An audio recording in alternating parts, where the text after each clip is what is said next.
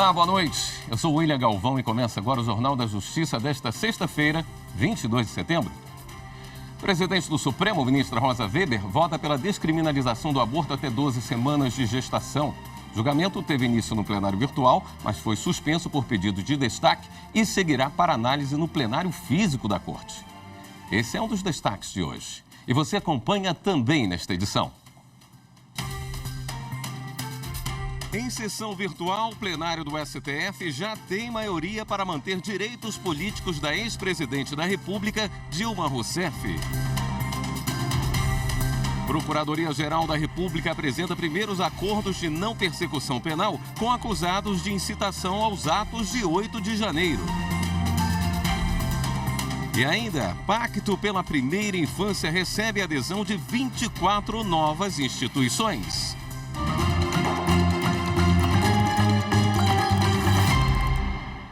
O Supremo Tribunal Federal suspendeu o julgamento em plenário virtual sobre descriminalização do aborto até 12 semanas. O caso será levado ao plenário físico. Evelyn Araújo tem os detalhes. O pedido de destaque para que a votação ocorra em plenário físico foi feito pelo ministro Luiz Roberto Barroso, vice-presidente da Corte. O início do julgamento em plenário virtual permitiu que a relatora do caso, ministra Rosa Weber, apresentasse o voto dela. A ministra completa 75 anos no próximo dia 2, idade para a aposentadoria compulsória. Rosa Weber votou pela descriminalização do aborto. A ministra afirmou que a questão da criminalização da decisão, portanto, da liberdade e da autonomia da mulher, em sua mais ampla expressão, pela interrupção da gravidez, perdura por mais de 70 anos em nosso país. E que a sociedade da década de 1940, quando houve o último debate, excluía as mulheres da condição de sujeito de direito, seja ele de perfil político-democrático, seja de perfil de autonomia cívica. Ainda segundo a ministra, a mulher que decide pela interrupção da gestação nas 12 primeiras semanas tem direito ao mesmo respeito e consideração na arena social e jurídica que a mulher que escolhe pela maternidade. A criminalização do aborto está prevista no Código Penal de 1940. A interrupção da gravidez no Brasil só é autorizada em 3 casos: quando há risco de morte para a mulher, quando a gravidez é resultado de um estupro ou em casos de anencefalia, que é quando o feto não tem cérebro. Dados do IBGE mostram que, mesmo com a criminalização, 1 em cada 7 mulheres brasileiras realiza um aborto até completar 40 anos. E mais de 40% delas precisam ser hospitalizadas por problemas no procedimento, feito de forma clandestina. A ação em julgamento no STF pede a liberação do aborto para grávidas com até 12 semanas de gestação, independentemente da condição da gravidez. Com o pedido de destaque do ministro Luiz Roberto Barroso, o processo precisa ser incluído na pauta do plenário físico. Ainda não há uma previsão de data para o novo julgamento. Outro caso que vai passar do plenário virtual para o físico é o que trata do bloqueio de aplicativos de mensagens. A mudança ocorre depois de um pedido de destaque do ministro Alexandre de Moraes. Repórter Marta Ferreira. A discussão é sobre a possibilidade de bloqueio de aplicativos de mensagens por decisão judicial para todos os usuários no Brasil, quando as empresas responsáveis não cumprirem determinações da Justiça em casos de investigações criminais. Essas sanções estão previstas no marco da internet. O caso chegou ao Supremo por meio de uma ação proposta pelo então Partido da República, atual PL. A alegação é de que o bloqueio desses aplicativos inviabiliza arbitrariamente o direito de livre comunicação, além de ferir os princípios da livre iniciativa, da livre concorrência e da proporcionalidade. O processo começou a ser julgado em sessão no plenário virtual, sob a relatoria da ministra Rosa Weber. Ela observou que a Constituição Federal assegura a inviolabilidade do sigilo da correspondência e das comunicações telegráficas, de dados e das comunicações telefônicas, exceto por ordem judicial, nas investigações criminais e persecuções penais. Nesse sentido, ela considera que o conteúdo das comunicações privadas somente poderá ser disponibilizado mediante ordem judicial. Depois do voto da relatora, o ministro Alexandre de Moraes pediu destaque, levando a discussão para o plenário físico. O julgamento ainda não tem data marcada. Os ministros do STF já formaram maioria para manter os direitos políticos da ex-presidente da República, Dilma Rousseff. O julgamento do caso termina hoje à noite. Repórter Carolina Chaves. Os mandados de segurança apresentados por partidos políticos e parlamentares questionam as votações no Senado Federal durante o impeachment da então presidente Dilma Rousseff, que resultaram na perda do mandato de presidente da República, mas não impediu o exercício de função pública. As votações foram realizadas de forma distintas. Os autores alegam que a perda do mandato não poderia ser dissociada na inabilitação para o exercício de função pública, violando o artigo 52 da Constituição e a lei que define os crimes de responsabilidade.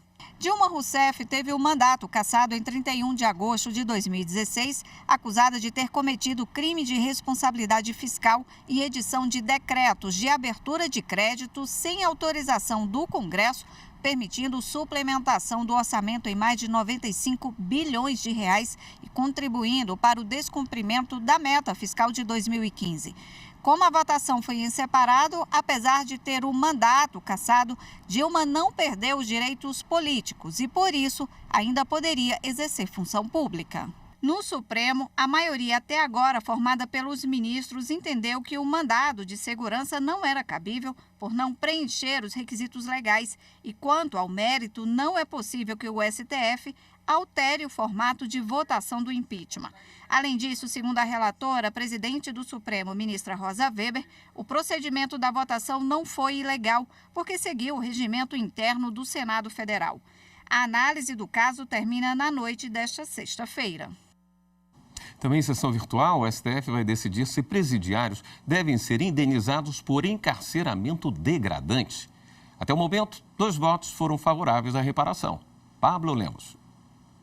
A presidente do Supremo Tribunal Federal e do CNJ, ministra Rosa Weber, votou para que presos que tenham sido submetidos a condições desumanas, degradantes ou insalubres nos presídios brasileiros sejam reparados pelo Estado. Para Weber, relatora do caso, caberá ao Conselho Nacional de Justiça a uniformização quanto aos parâmetros de cabimento e os procedimentos para o abatimento da pena cumprida em condições degradantes. E defendeu que o abatimento sobre a sanção deverá ser feito à razão de 1 dia de pena para cada 1 dia de encarceramento em condições degradantes a serem apurados perante o juízo da execução penal, conforme os balizamentos que serão definidos pelo Conselho Nacional de Justiça. O ministro Gilmar Mendes também votou a favor, mas divergiu na forma da indenização. Para ele, deve ser conferido o direito à indenização pecuniária a ser paga em parcela única, de acordo com a análise criteriosa de cada caso concreto e das particularidades de cada unidade prisional. A ação foi proposta pelo Conselho Federal da Ordem dos Advogados do Brasil em 2014. A OAB pede que o Supremo reconheça a responsabilidade civil do Estado por danos morais causados aos detentos. A entidade defende que a pena cumprida em condições desumanas é incapaz de cumprir a função de ressocializar uma pessoa. A Procuradoria-Geral da República oficializou hoje a proposta dos primeiros 10 acordos de não persecução penal com pessoas denunciadas por incitação aos atos antidemocráticos de 8 de janeiro. Agora, ao vivo, a gente volta a falar com o repórter Pablo Lemos, que tem mais informações para a gente. Pablo, boa noite.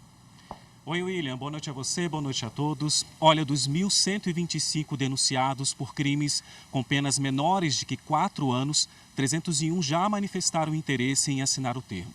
Após firmar o acordo, os réus confessam que cometeram os crimes e se comprometem a cumprir obrigações como pagamento de multa, prestação de serviços à comunidade, também participação em cursos sobre democracia e também devem ficar afastados das redes sociais. A ação penal fica suspensa até que as cláusulas sejam cumpridas e, em caso de descumprimento, o processo pode ser retomado. O acordo foi autorizado pelo Supremo Tribunal Federal após pedido da Ordem dos Advogados do Brasil e manifestação favorável da Procuradoria-Geral da República. Quem pode assinar o termo são aquelas pessoas que estiveram acampadas em frente ao quartel-general do Exército aqui em Brasília após e que cometeram os crimes, onde muitos cometeram os crimes no dia seguinte aos ataques antidemocráticos que danificaram as sedes dos 3 poderes. William, volto com você. Obrigado pelas informações, Pablo. E a seguir, CNJ vai investigar Sérgio Moro e magistrados do TRF4 por gestão caótica e violação a deveres da magistratura. Voltamos já.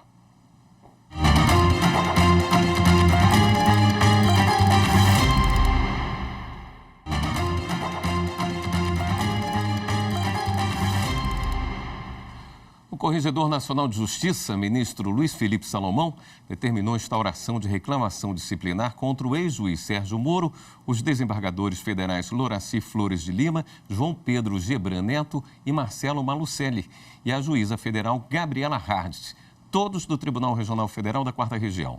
As reclamações foram instauradas de ofício com base no relatório parcial da correição da Corregedoria e análise de processos inspecionados, que apontaram uma gestão caótica no controle de valores resultantes de acordos de colaboração e de leniência firmados com o Ministério Público Federal e homologados pelo juízo da 13ª Vara Federal de Curitiba.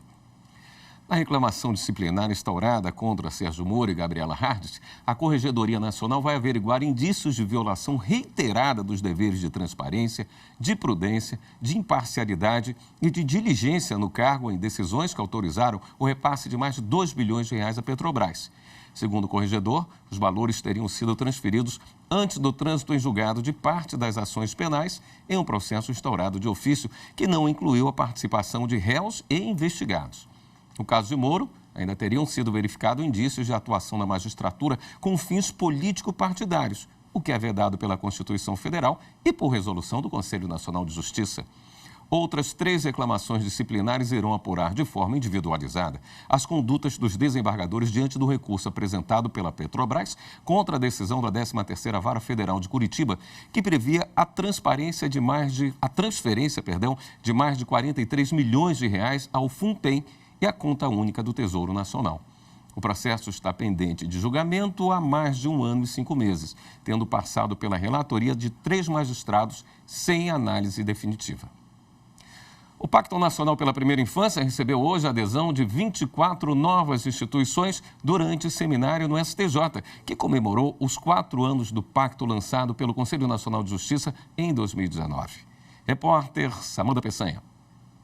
O seminário comemorativo dos 4 anos do Pacto Nacional pela Primeira Infância, realizado pelo Conselho Nacional de Justiça, reuniu autoridades ligadas ao assunto, ao Executivo e à Justiça brasileira, como a presidente do Supremo Tribunal Federal e do Conselho Nacional de Justiça, ministra Rosa Weber. Queremos mostrar às crianças e adolescentes de hoje, e projetando para as próximas gerações, que nos reunimos enquanto Estado e sociedade para reafirmarmos nosso compromisso com o seu desenvolvimento humano integral, que começa pelo respeito à diversidade na primeira infância como direito humano. O vice-presidente do Superior Tribunal de Justiça do Conselho da Justiça Federal, ministro Og Fernandes, também participou da abertura do seminário e destacou as ações realizadas pelo STJ voltadas à primeira infância.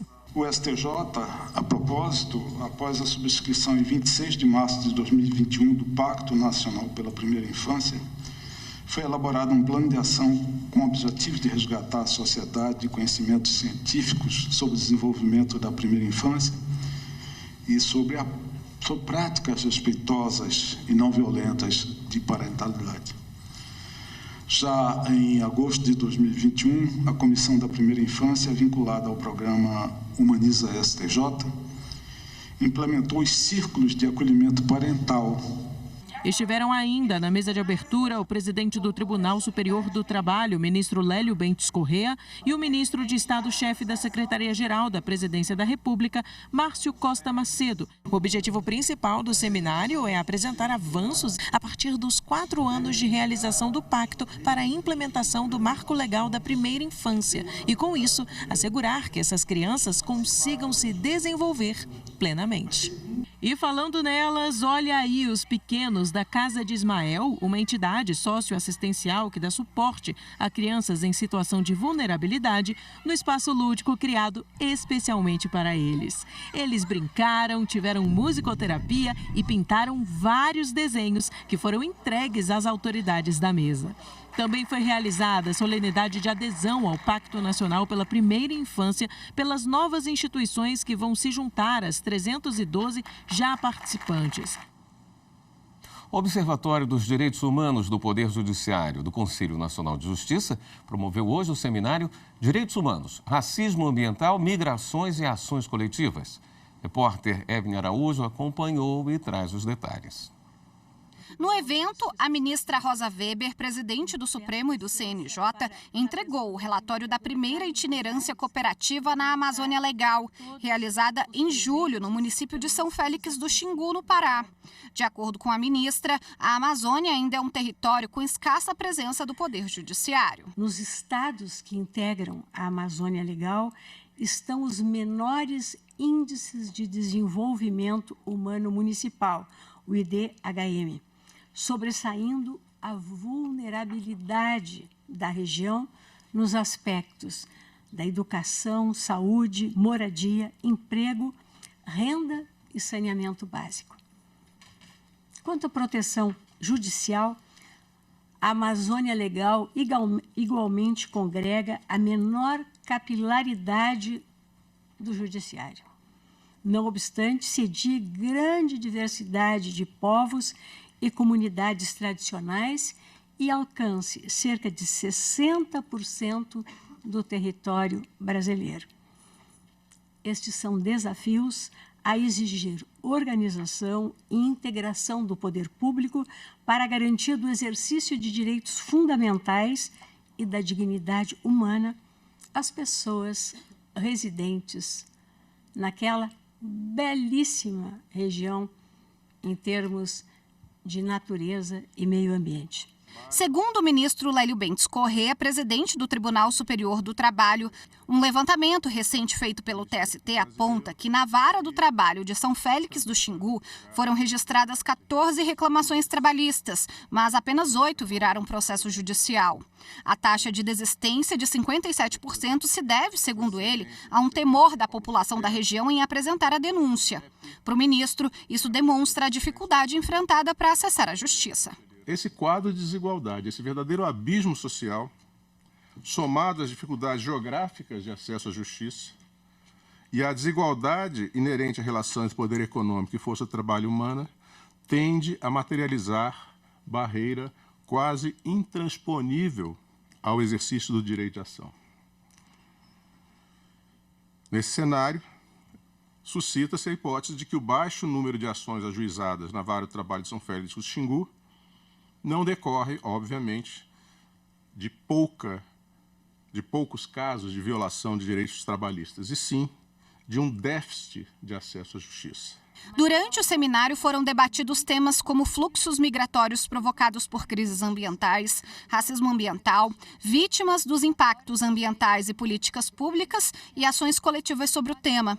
O conselheiro do CNJ e coordenador do Fórum Nacional do Poder Judiciário para a Equidade Racial, João Paulo Schuker, ressaltou a necessidade das instituições agirem em prol das comunidades tradicionais do país. Não tenho dúvidas, na linha do que será aqui debatido, em um dos painéis que serão realizados ainda no dia de hoje, da dívida histórica do Estado brasileiro para com os povos originários desse país. Exatamente por isso, deve o Poder Judiciário saber ouvir, compreender suas aflições, debater eventuais soluções e, sobretudo, agir no firme propósito de dar voz àqueles que, antes de todos os outros... No próximo bloco, as informações sobre a 13ª Semana Nacional de Execução Trabalhista. Até já.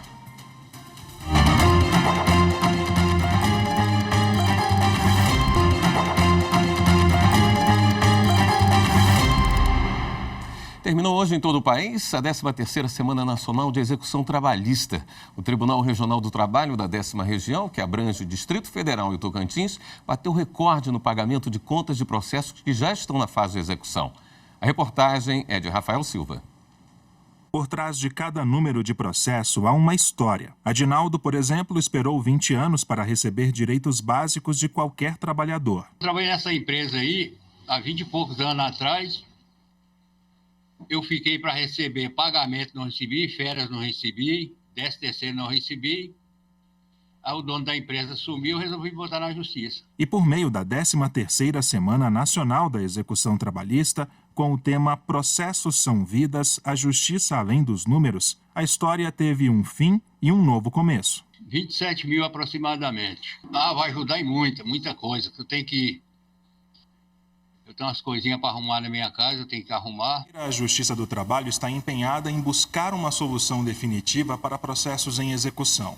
São aquelas ações em que não há mais a possibilidade de recurso e que aguardam o pagamento do que foi definido em juízo. A coordenadora do evento no Tribunal Regional do Trabalho da 10ª Região, juíza Nayana Carapeba, adianta que o projeto Garimpo, que busca identificar beneficiários de contas judiciais para realizar os devidos pagamentos, bateu recorde em 2023. No passado, nós tivemos em torno de 45 milhões de reais movimentados durante essa Semana Nacional de Execução, e esse ano já chegamos a 59 milhões de reais. O órgão também montou uma força-tarefa para dar mais celeridade na resolução de precatórios. No início de junho de 2023, montou uma força-tarefa com 10 servidores para trabalhar em processos de precatórios antigos, múltiplos, com mais de 3 mil escrituras públicas de cessão de crédito, para que o tribunal conseguisse aportar na Semana Nacional de Execução quase 60 milhões em recursos em alvarás, né, que vão entrar na economia e que demonstram, né, qual a importância do planejamento, das estratégias para a Semana Nacional de Execução.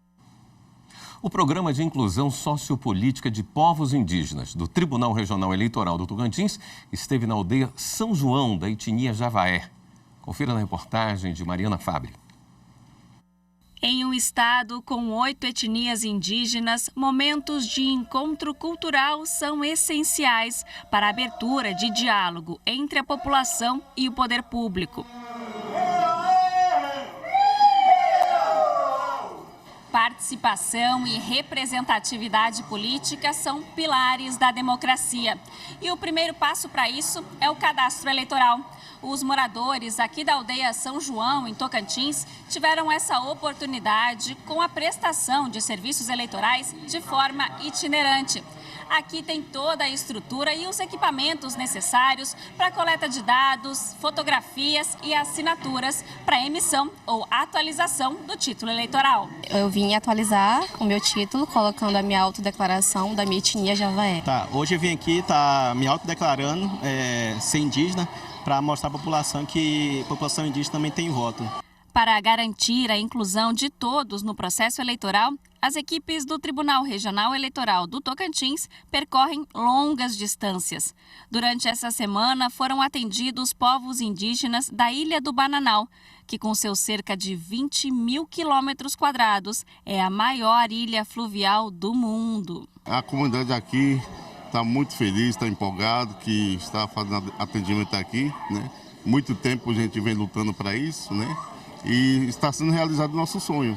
Recebemos aqui atendimento, né, de instituições, estamos tirando título, né, e outros documentos pessoais. Então, para nós, significa democracia. Além da emissão de documentos, o contato com as comunidades é momento para que a Justiça Eleitoral compreenda a realidade de cada etnia e promova ações de conscientização sobre os direitos garantidos pela Constituição Federal. Não dá para pensar em como exercer ou viabilizar a cidadania de um povo tão diverso nessa extensão territorial se a gente não conhecer esses lugares, conhecer essas pessoas, né? Ir atrás daquilo que pode aparecer como um empecilho para que eles exerçam seus direitos fundamentais, né? E é papel nosso, papel do Judiciário, papel da Justiça Eleitoral, garantir no plano concreto esses direitos e vir até esses lugares, né, de difícil acesso dessas pessoas que vão, né, elas estão dentro de um grupo vulnerabilizado, que teriam dificuldades de ir até a Justiça Eleitoral, ir até a cidade, expedir seus documentos, fazer isso por eles, né, trazer isso, até que não é nenhum favor, é uma obrigação do Estado, né, é essencial. Isso traz, assim, esperança de alguns benefícios, né, futuramente para a nossa comunidade. Por isso que é importante fazer esse tipo de documentos, né, é uma oportunidade para a nossa comunidade. Esta edição do Jornal da Justiça fica por aqui. Uma boa noite para você, um ótimo fim de semana.